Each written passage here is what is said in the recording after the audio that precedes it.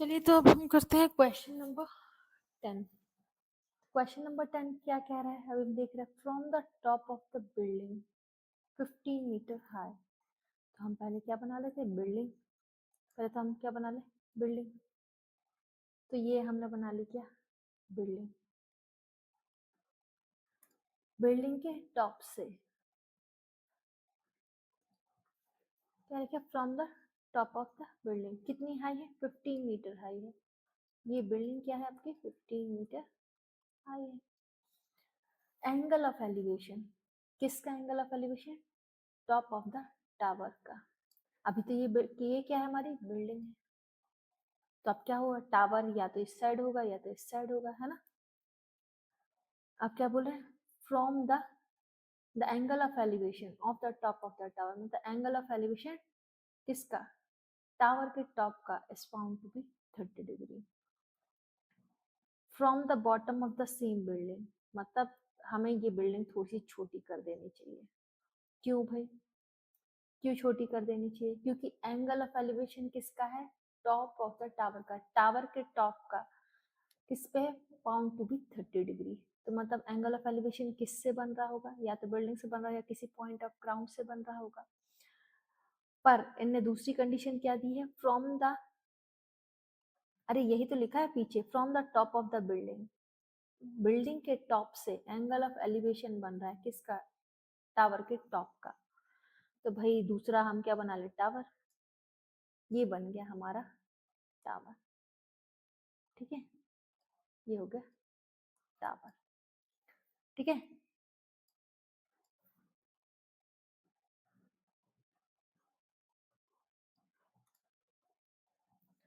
तो from the top of the building 15 metre high, angle of elevation of the top of the tower. Angle of elevation किसका? Tower के top का। किससे बन रहा है? बिल्डिंग से बन रहा है। ऑब्वियसली बताइए इसमें from the top of the building. ये हमने बता दिया, from the top of the building angle of elevation बन रहा है टावर के टॉप पे।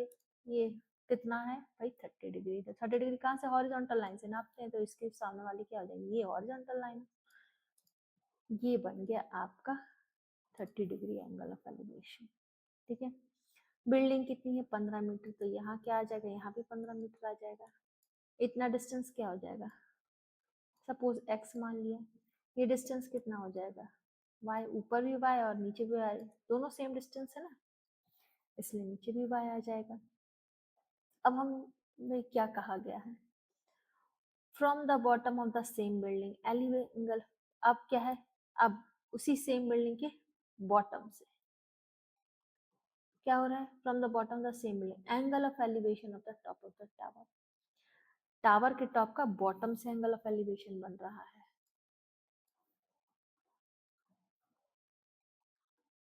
ये बन गया, कितना बन रहा है? 60 डिग्री। ये क्या आ गया आपका? 60 डिग्री। तो find the height of the tower. ये पूरी टावर की हाइट निकालनी है। तो टावर की हाइट क्या हो गई? 15 प्लस x हो गई। And distance between the tower and the building, मतलब y भी निकालना है। तो हम क्या लेंगे? गिवन। क्या लिख देंगे? गिवन। इधर से चालू करते हैं। ये देखा, हम सॉल्यूशन चालू करते हैं तो पहले क्या देता है? गिवन। गिवन में क्या है? Height of the building is, building is 15 metre given है। अब हम क्या बने? Let the height of the tower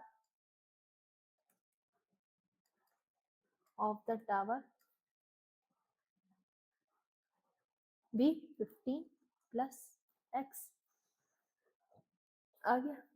and यही लिख देते हैं, and distance between building and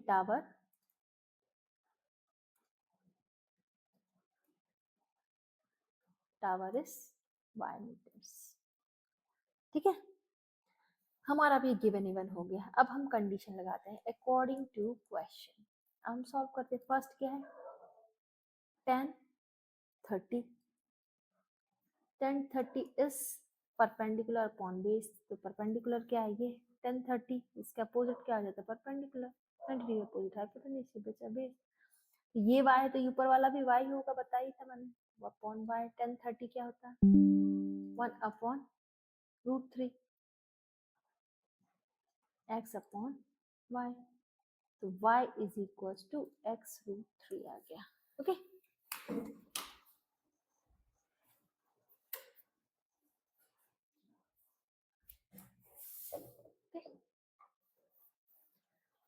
अब नेक्स्ट क्या है, सेकेंड कंडीशन क्या है, tan 60 डिग्री, tan 60 डिग्री में क्या आ जाएगा, is equal to 15 plus x upon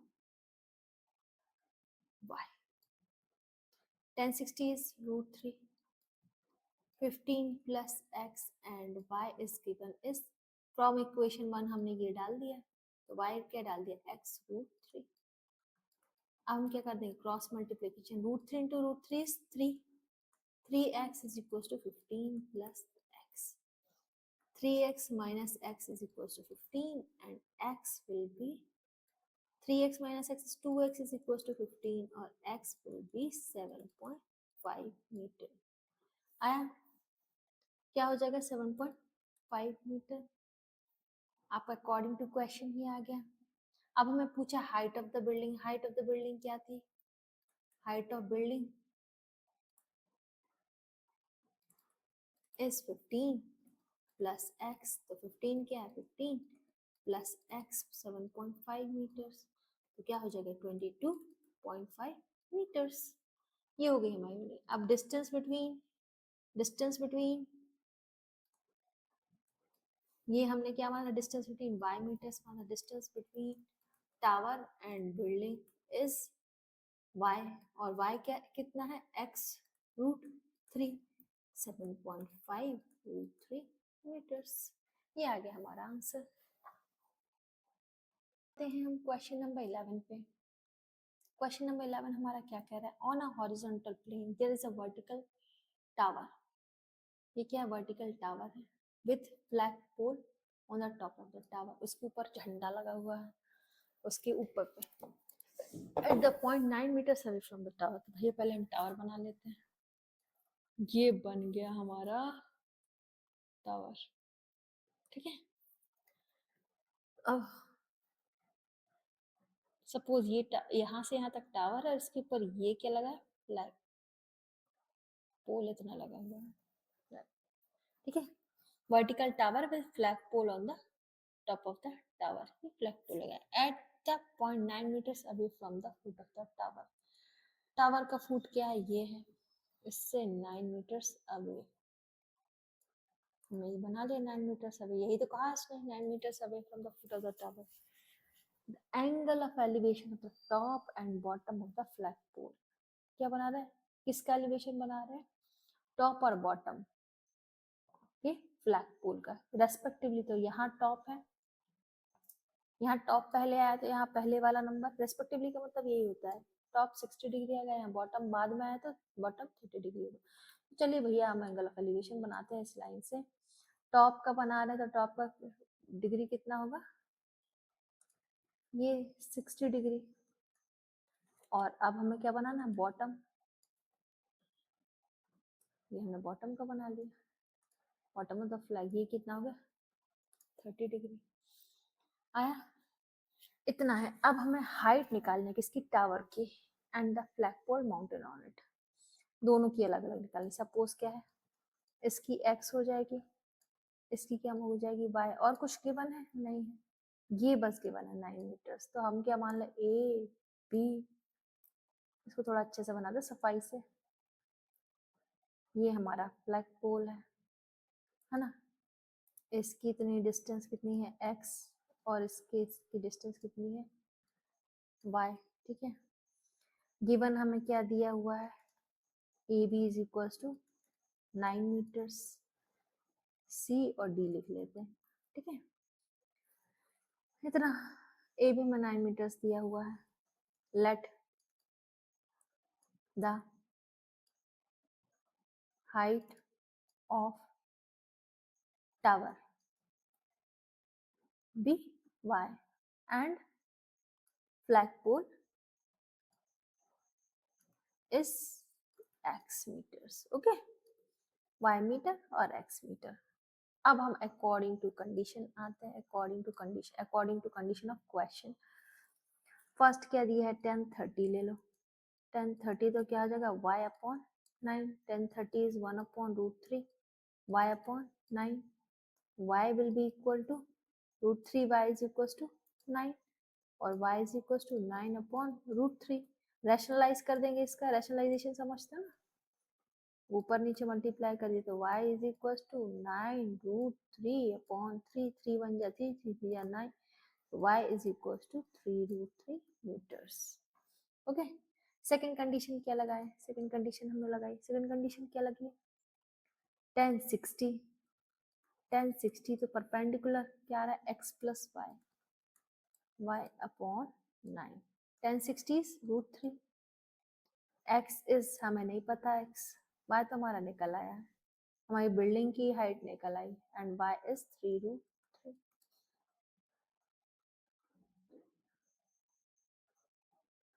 sorry upon 9।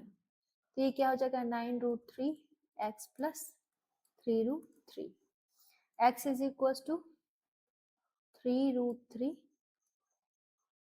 Sorry x is equal to निकालेंगे तो आपको 9 रूट 3 माइनस 3 रूट 3 मिलेगा, तो x will be equal to 6 root 3। अब यहाँ कहा, उसने कुछ कहा नहीं है कि x रूट 3 की वैल्यू रखनी है, तो हम क्या मानेंगे, यही हमारा आंसर है। ओके, अब यहाँ आता है हम क्वेश्चन नंबर 12 पे। इसने क्या कहा है, एन ऑब्जर्वर,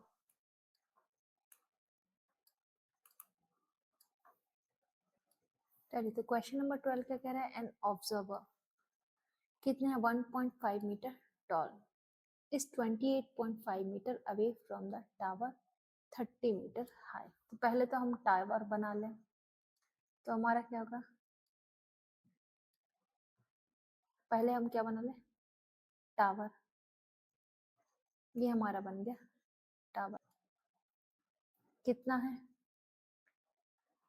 30 मीटर हाई है। अब इसमें क्या है ना, ऑब्जर्वर कितना है, 1.5 मीटर टॉल, तो ऑब्जर्वर कितना है, 1.5 मीटर टॉल, ये हो गया 1.5 मीटर टॉल, हमने ये लिख दिया 1.5 मीटर टॉल, ठीक है। और ये हम ज्वाइन कर दें, इनकी हॉरिजॉन्टल पाथ तो ज्वाइन करना ही पड़ेगा। ऑब्जर्वर कितना है, 1.5 meter tall is 28.5 meter away, मतलब 28.5 मीटर दूर है। इन दोनों का डिस्टेंस क्या है, टावर और ऑब्जर्वर का डिस्टेंस, ये हमारा टावर, ये हमारा ऑब्जर्वर, ठीक है, इनका डिस्टेंस 28.5 मीटर है, ठीक है। अब क्या करें, determine the angle of elevation of the top of the tower from his eye। Elevation निकालना है किसका, टावर के टॉप का, कहाँ से, इसके आई से, तो यही होगा। हम बना लेते, पहले एंगल ऑफ एलिवेशन आया फिर निकालेंगे, एंगल ऑफ एलिवेशन ही निकालना है। ये लो, ये बन गया हॉरिजॉन्टल पाथ बना, क्योंकि एंगल तो हम हॉरिजॉन्टल पाथ से बनाएंगे, तो ये हमने हॉरिजॉन्टल पाथ बना दिया, बन गया। ये एंगल कितना है, थीटा, क्या मान लें हम, थीटा, तो ये हो गया A B C D E, okay, इतना हो गया। अब ये पूरा कितना है, आपको कितना दिख रहा है, 30, उन्होंने बोला 30 मीटर, तो ये कितना है 1.5 मीटर, तो बचा हुआ ये कितना हो गया 28.5 मीटर। ओके, अब हमें क्या निकालना है, गिवन क्या दिया है, गिवन में आप लोग जो दिया है A B is equals to 28.5 meter, है ना, और A D is equals to, आप लोग हाइट ऑफ द ऑब्जर्वर भी लिख सकते हैं, मैं इसके हिसाब से लिख रही हूँ, पर गिवन लिख देना अच्छा होता है। ओके, और ए बी दे दिया हमने 1.5 दे दिया, तो हम क्या करते हैं, according to question, according to question क्या आ रहा है, फर्स्ट कंडीशन ये क्या है, ये 28.5 है, तो ये भी तो 28.5 मीटर है ना, दोनों बराबर है लेंथ, तो है ना, ये दोनों बराबर लेंथ है तो वही आएगा ना, ऊपर नीचे के ऊपर आएगा। तो अब हमने क्या लिया, टेन थीटा। टेन थीटा ही क्यों लिया भैया, यहाँ क्या है परपेंडिकुलर, इसके अपोजिट परपेंडिकुलर है, 90 डिग्री अपोजिट हाइपोटेन्यूज है। बेस और हाइट के बारे में, परपेंडिकुलर के बारे में बात कर रहे, और कहीं तो बात ही नहीं कर रहे थे। हम क्या लेंगे, परपेंडिकुलर क्या है 28.5 और बेस क्या रहा है आपका 28.5, तो ये क्या हो जाएगा, कट जाएगा, 1 बन जाएगा। Tan theta is equal to tan 45, theta is equal to 45 degree. आ गया answer. Determine the angle of elevation of the top tower from his eye. तो यही हो गया अपना एंगल ऑफ एलिवेशन, यही है angle of elevation. Elevation okay, चलिए।